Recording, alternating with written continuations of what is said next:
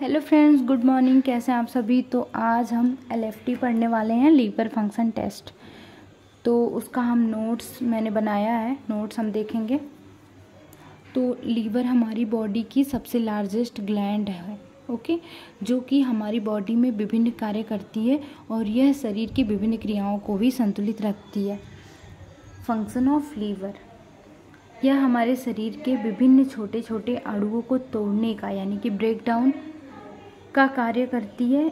इस प्रक्रिया को उपापचय क्रिया कहते हैं, जैसे कि कार्बोहाइड्रेट का उपापचय करना, प्रोटीन का उपापचय करना, वसा का उपापचय करना। जब ग्लूकोज की मात्रा अधिक हो जाती है तब लीवर ग्लूकोज को ग्लाइकोजन के रूप में स्टोर करके रखता है। यानी कि ग्लूकोज की मात्रा हमारी बॉडी में जब ज़्यादा हो जाती है तो हमारा जो लीवर होता है वो ग्लूकोज को ग्लाइकोजन फॉर्म में स्टोर करके रखता है। अब आगे हम देखते हैं। लीवर कई प्रकार के विटामिन जैसे vitamin A, D, E and B12 को एकत्रित करके रखता है। लीवर कई प्रकार के प्लाज्मा प्रोटीन भी बनाता है, जैसे कि albumin, globulin and fibrinogen. Liver कई विभिन्न प्रकार के एंजाइम का निर्माण भी करता है, जैसे कि SGOT एंड SGPT, ये एंजाइम्स होते हैं। What is liver function test. Liver function test होता क्या है, तो आगे देखते हैं। लीवर फंक्शन टेस्ट एक विशिष्ट प्रकार का टेस्ट होता है जिसके द्वारा विभिन्न प्रकार के बीमारियों का पता लगाया जा सकता है, जैसे कि पीलिया, त्वचा एवं आँखों का पीला पड़ जाना, पेट में ज़्यादा दर्द होना, hepatitis B and C infection. LFT के प्रकार यानी कि लीवर फंक्शन टेस्ट जो होता है, types of liver function test, तो हम देखेंगे total bilirubin, protein and enzyme.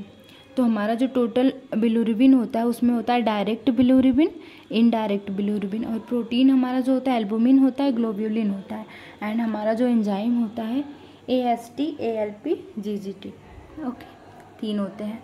अब आगे हम देखेंगे बिलिरुबिन। बिलिरुबिन हमारी RBC का विघटित भाग होता है। इसका हमारे शरीर में कोई कार्य नहीं है, इसीलिए इसको मूत्र के द्वारा शरीर से बाहर निकाल दिया जाता है। सर्वप्रथम RBC का जो जीवन काल होता है 120 डेज मानते हैं।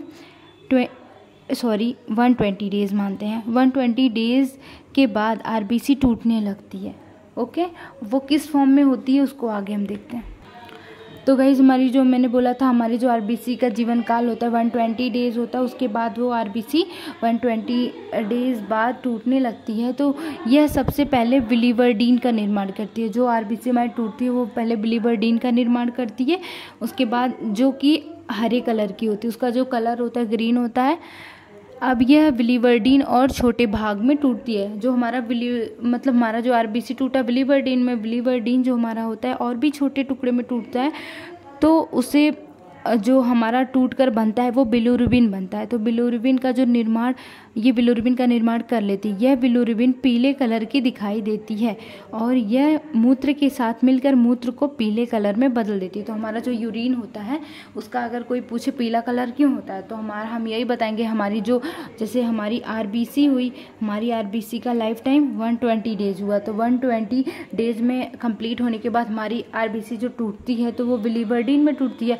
अब बिलिवर्डिन से भी जब टूटती है और भी छोटा टूटती है तो वो हमारा बिलिरुबिन हो जाता है, और उसी बिलिरुबिन के कारण हमारा जो यूरिन होता है येलो कलर का दिखाई देता है।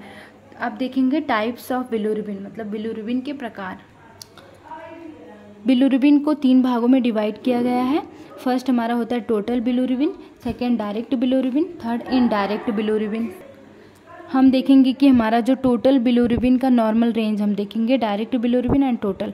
तो इसका नॉर्मल रेंज होगा टोटल बिलिरुबिन का 1.2 mg/dl एंड डायरेक्ट बिलिरुबिन का होगा 0.2 mg/dl।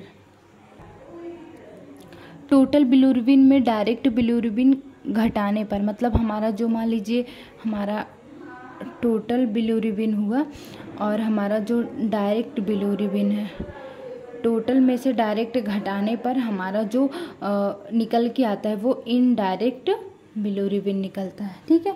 तो हमारा टोटल बिलिरुबिन में से डायरेक्ट बिलिरुबिन हमारा घटाने पर इनडायरेक्ट बिलिरुबिन वहाँ निकल के आता है। ठीक है, इसको हमने यहाँ पर ऐसे लिख दिया है, total bilirubin minus direct bilirubin is equal to indirect bilirubin. तो इसके बाद हम देखेंगे बिलिरुबिन के बढ़ जाने पर क्या होता है। तो हमारी बॉडी में जब बिलिरुबिन की मात्रा बढ़ जाती है तो क्या होता है, तो इसको हम बोलेंगे हाइपर बिलिरुबिनिया, ठीक है, बिलिरुबिनीमिया, ठीक है। तो यह बिलिरुबिन का लेवल 2.1 mg/dl से ज़्यादा बढ़ जाए और वह बहुत ज़्यादा मात्रा में यूरिन से निकलने लगे तो इस अवस्था को हाइपर बिलिरुबिनीमिया कहते हैं। एंड बिलिरुबिन की बहुत ज़्यादा मात्रा बढ़ने पर पीलिया की बीमारी होती है। अब एंजाइम्स हम देख लेंगे। हमारा जो होता है AST एंड SGOT, एक मिनट, हमारा जो AST एंड SGOT होता है, ये दोनों एंजाइम्स को हमने यहाँ पे लिख दिया। आगे हमारा जो होता है, ये जो एंजाइम का हमने लिखा था, यह एक विशिष्ट प्रकार का एंजाइम होता है जो कि लीवर कोशिकाओं में बनता है। इन कोशिकाओं को हेपेटोसाइट कहते हैं। तो जिन कोशिकाओं में वो बनता है उसको बोलते हैं हेपेटोसाइट। ब्लड में इसकी नॉर्मल वैल्यू 15 से 46 mg/यूनिट होता है। ओके, तो होप आपको अगर ये नोट्स अच्छा लगे, थोड़ा भी हेल्पफुल लगा होगा तो please like share and subscribe. Thank you.